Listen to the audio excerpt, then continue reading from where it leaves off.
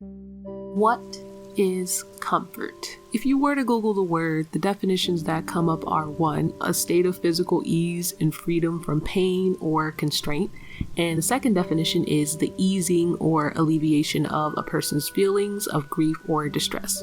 With many of the anime I've been watching recently, I've been experiencing the opposite of comfort, mostly pain, mostly suffering, perhaps the occasional disgust. I don't think this is an accident. The natural direction of anime has gotten much darker in general. If not for more gut-wrenching ways to storytell, then definitely for the sake of keeping up shock value. Not to say I'm not enjoying any of these storylines, but it has been a while since an anime has simply given me a sense of comfort. Either it's uninteresting or it makes my blood pressure rise like I'm about to have a goddamn heart attack. While I do enjoy the rising and falling of my heartbeat, I've been longing for something satisfying, something that gives me lots of energy while simultaneously calming my spirit, so to speak. This is where Mob Psycho 100 comes in. For the longest time, I had difficulty putting my love for this anime into words. Now that I'm older and rewatching the first season and second season of Mob for the second time, mostly in preparation to watch the third season because it's been a while, I've recognized the feeling I get from watching the first season is this incredible sense of peace. The action scenes are cool, the humor gives me a good laugh and is well dosed throughout the episodes. There were so many sentimental moments that balanced everything out so nicely. Some of those moments even impacted me more this time around than the first time I watched them. This is a nifty discovery on my end because rewatching anime for the newer season can sometimes feel like a chore. With Mob Psycho 100, it seems to garner a different reaction from me and my brain. The major contributing factor to why Mob Psycho 100's first season gave me such a sense of comfort is Kageyama Shigeo's temperament. I'm already fond of these type of characters to begin with, and his Japanese voice actor certainly helped to give his character a very endearing, likable air. There's just so many great qualities that come naturally to Shigeo's character. It's not as if he's purposely attempting to be this way, it's just genuinely how he is. And where there's supposed to be negative qualities about his character, there are areas that balance the disadvantages out, such as him being a pushover. He only seems to be taken advantage of super easily if he doesn't particularly care about the situation he's in or doesn't know what's going on. When he does know what's happening, he can actually be rather direct about what he likes, about what he wants and doesn't want to do. And for a character who isn't always able to express his emotions externally, there's a lot of emotion behind the things that he says and he does, which gives him such depth and makes him a satisfying character to follow compared to other emotionless characters who feel like empty, lifeless husks with random outbursts. He may not have the best social skills and may be weak to confrontation at times, but he says what needs to be said at the right time. There's his dynamic with the scammer who gets on my nerves. He's a character I'm not particularly fond of. Maybe I'll cover him in the next Mob video I make. But another thing I really enjoy about Mob Psycho 100 is the initial message of living life to the fullest that repeats from time to time in the first season. Pretty early on, there's a ghost Shigeo meets who tells him that he didn't really start living until he was dead. This indirectly results in Shigeo joining the Muscle Club.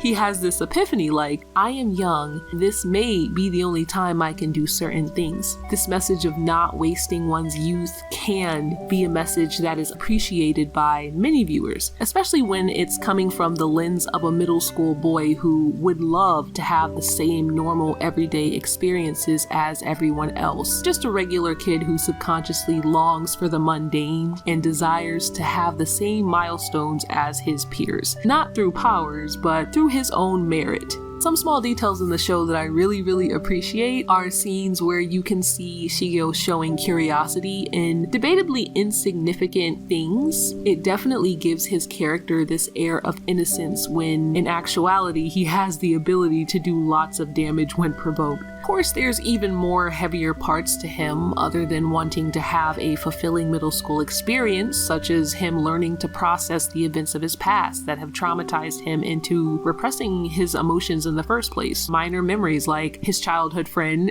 aka the girl of his dreams, eventually becoming disinterested in his powers, to larger incidents like him accidentally harming his younger brother while trying to protect him. Even his relationship with Ritsu is a complex topic. This irony behind the dual admiration between them. This is one of my favorite things about the series as a whole. I have a weakness for family members sharing power in my anime. The polarity is fantastic and well done. Like Mob, Ritsu has been suppressing himself, yet allows his abilities to go to his head when they first show up. Upon watching the first season for the first time, watching Ritsu discover his abilities and struggle to sort out his feelings of love and inferiority, I was so happy that Ritsu got powers too, because I felt like it gave Mob more support. And Mob is such a great older brother. Like, watching him interact with Ritsu really revealed just how emotionally intelligent his character is, and it's one of the areas of his life that is weirdly the least confusing for him.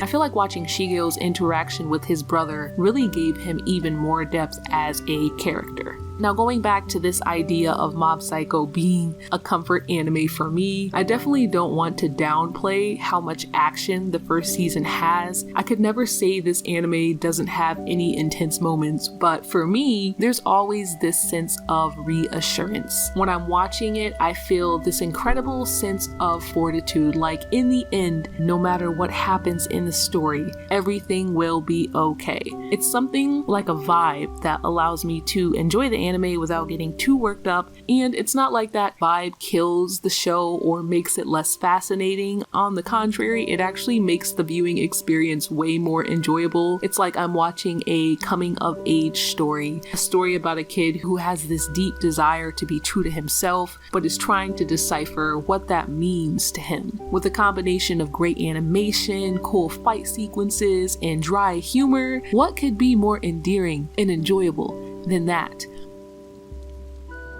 While my feelings on the second season did change my perception of the anime a little bit, there's a specific reason why I wanted to focus mostly on the first season for this video, and that is because the first season of Mob Psycho 100 will always be close to my heart, and I remember the feeling. Now I'm finally able to recall the feeling I had when I watched the first season for the first time. It was an immense sense of comfort. Of course, I plan on making a video about my feelings on the second season once I watch it again, and the third season, which I have not watched yet. But until then, Mob Psycho 100 is definitely an anime worthy of being on my comfort list.